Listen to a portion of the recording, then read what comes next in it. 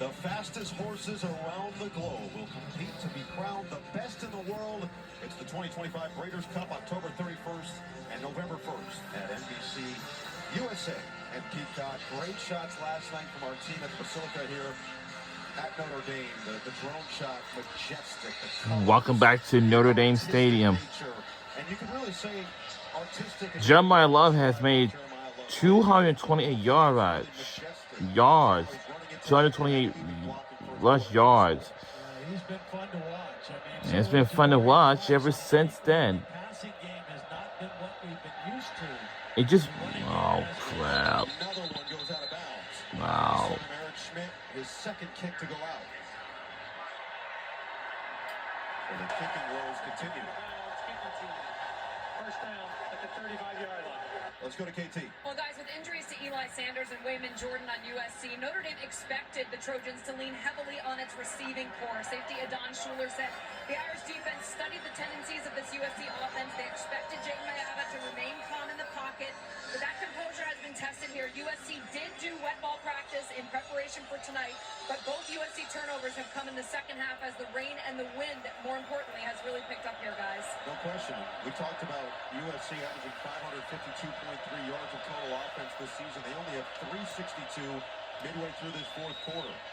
This is King Miller, and he's met by Jalen Sneed after a gain of 5.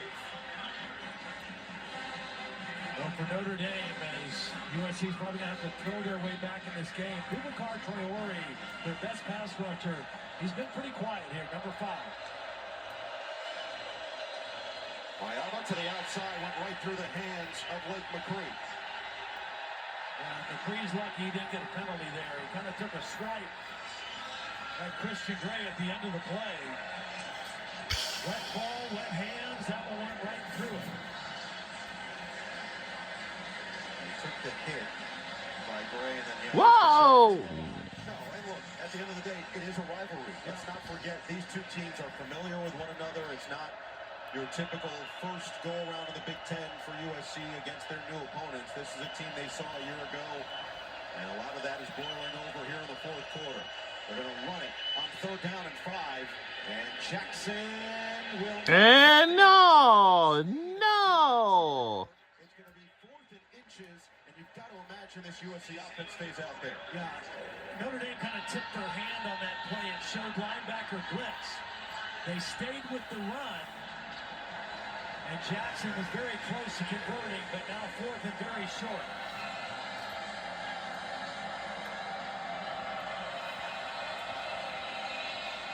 In the pouring rain, the 95th meeting between USC and Notre Dame. One under center here. Probably quarterback sneak. Watch for the push. Can the Irish get the stop? They won't push it. It's going to be Mayava to throw it. Directing traffic, running out of time. And it's run out of time. They did not convert it. We turn over on downs, and our Notre Dame will have the ball back. Yeah. We fool Notre Dame with the pass on 4th and short. It doesn't fool them. Notre Dame is ready for it. They've got both guys covered. McCree is double covered.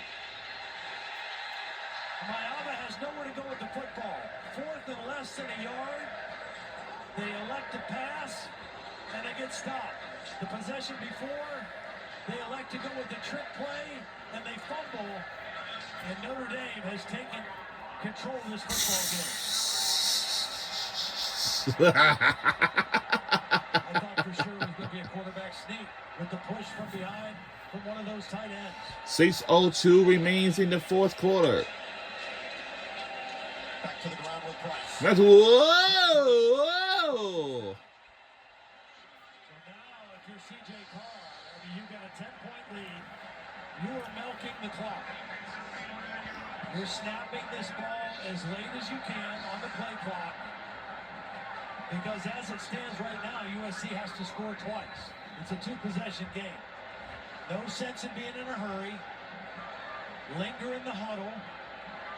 And then snap that ball when the play clock gets down around inside of 5 seconds. Look at him, looking at the play clock. He knows exactly what he's doing here to work the clock. Whoa! Up the middle across the 30. Todd, when we asked Marcus Freeman about this game, about this rivalry, he said he always watched these games. He knew that it was significant in college football, but he didn't realize how significant until he got here. He said Notre Dame's a small place that has big touches, and you feel it every time you go up against USC. Drake Bowen, captain linebacker, said the same thing. It's amplified in a USC week.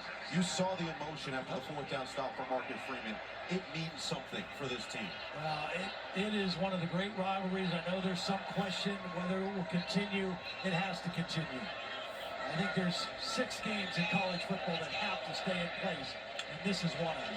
Second down and 5. Price this time Hey, stopped whoa. Keyshawn Silver got there in a beat. Really nice job. We haven't seen much penetration in the run game by this USC defense. Let's not forget some of the miscues in the kicking game First for Notre yard Dame. timeout. USC. USC's going to try It's to a conserve 30-second some time. timeout. With 4:27 to play. Notre Dame missed an extra point, and Noel Burnett missed a 31-yard field goal.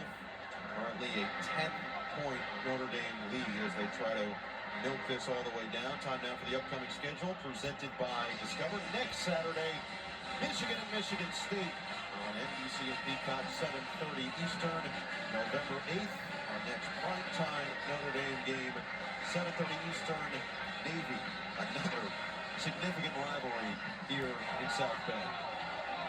Well, you mentioned 6 games in particular. Yeah. We've got them ready for you. Well, there's 3 home-and-home games that I think are great for college football. This one, Ohio State, Michigan every year, the Iron Bowl, Alabama, Auburn, and then 3 neutral site games. The Red River game in Dallas, Oklahoma, Texas, the Jacksonville Classic, Florida, Georgia, and of course, Army, Navy, wherever they play it, one of the all-time greats. I mean, there are other great rivalries in college football, but those 6, in my opinion, need to be played every year and protected, preserved to make college football great, to keep it great. Big play here. 3rd down and 8. You may be thinking 2 plays here also if you're Mike Denbrock and Marcus Freeman. Still working that clock, inside of 5 seconds now. Price accelerates to the outside. He dives forward, and they're going to give him a first down. It was a good effort by Bishop Fitzgerald, number 19, who kind of got him by the ankles, but the extra effort by Price, diving for the first down. Watch Fitzgerald come up, get him low, but the dive is what got the first down at the end of the play. And might have to take another look. You see that right down the line. Where is the ball where that first elbow goes down? Right now they've got it as a first down. And Notre Dame's up at the line ready to run this next play. Clock ticking down, 3:40 and counting. All Price this drive so far as he explodes to the 20. And you see some fatigue now on this USC defense. Trojans take their first time out.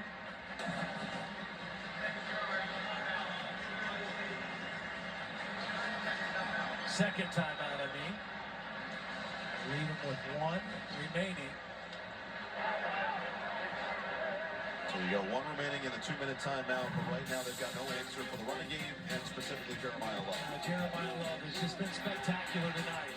His first play of the game, he took off for his first run, and he's run with power, he's run with speed, he's run with vision.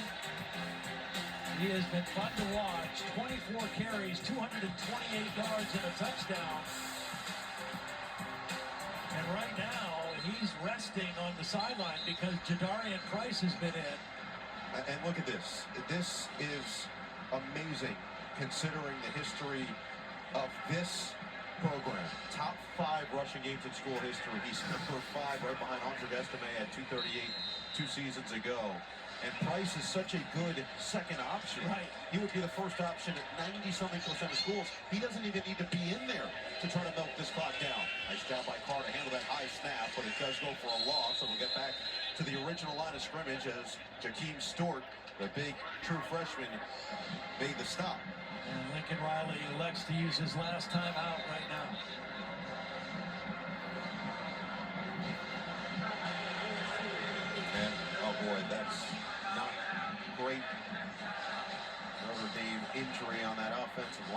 we've seen just elite play along that front for the Irish.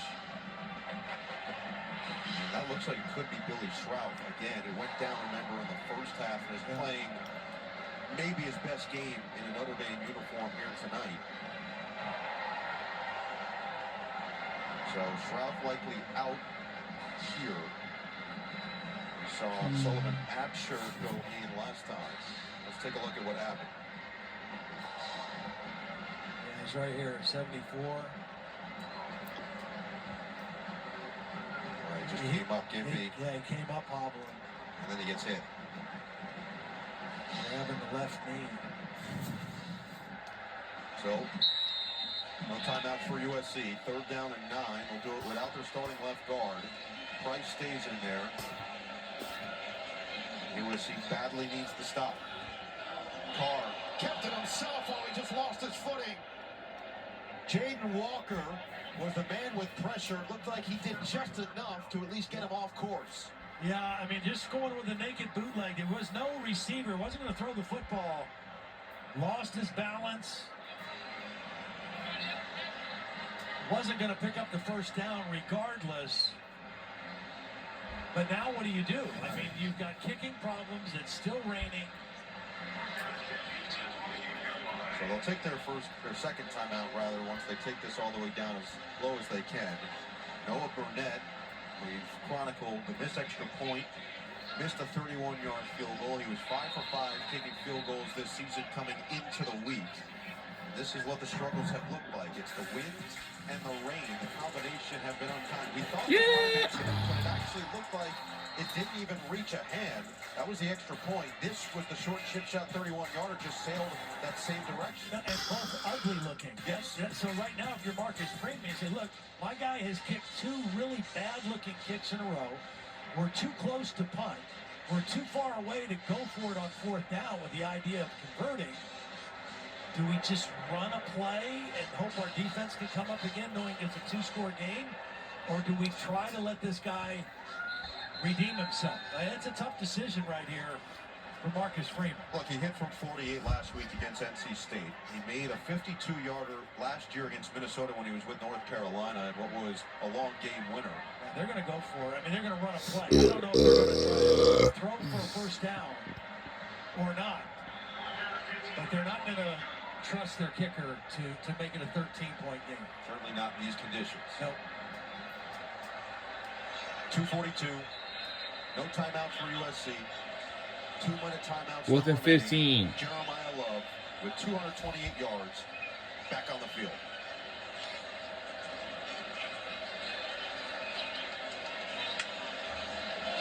Carr fakes it to Love.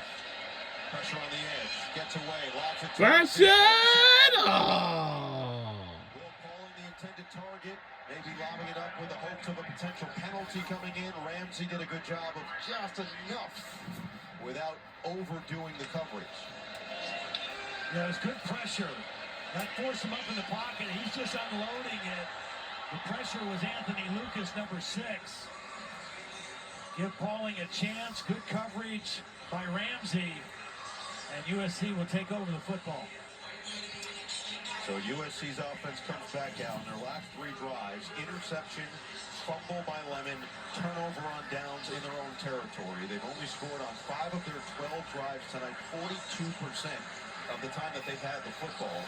And they're going to have to go down the field quickly here to try to even give themselves any semblance of a miracle. Still well under 100 yards of rushing. So the balance that we've seen from this offense has not been there, and now it's all pass, down 10 at this point. Mayaba trying to set up a screen for Miller. He wasn't looking. Incomplete. Well, it's man underneath defense, again, which makes it harder to run a screen. Boubacar Traore was kind of right there in the throwing lane. Lincoln Riley has always loved the screen game, and when we talked to Chris Ash yesterday, he says they really put pressure on the defense with their screens. Notre Dame, with the exception of one, has defended the screen plays exceptionally well tonight.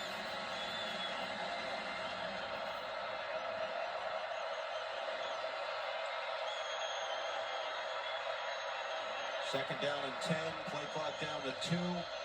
Get it off in time. Notre Dame brings 4 to the outside and out of bounds to Tanook Hines. Right now, Notre Dame's going to play a lot of soft coverage because USC needs 2 scores. So they'll concede those short underneath throws. They know USC has no timeouts other than the 2-minute timeout. They have to snap it, and they do before the 2-minute timeout.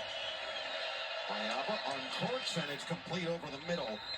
His go-to target tonight has been Jacoby Lane. This one picks up 15 and 1:57 to play. Notre Dame with a 10-point lead as USC hopes for a prayer to be answered at Notre Dame Stadium.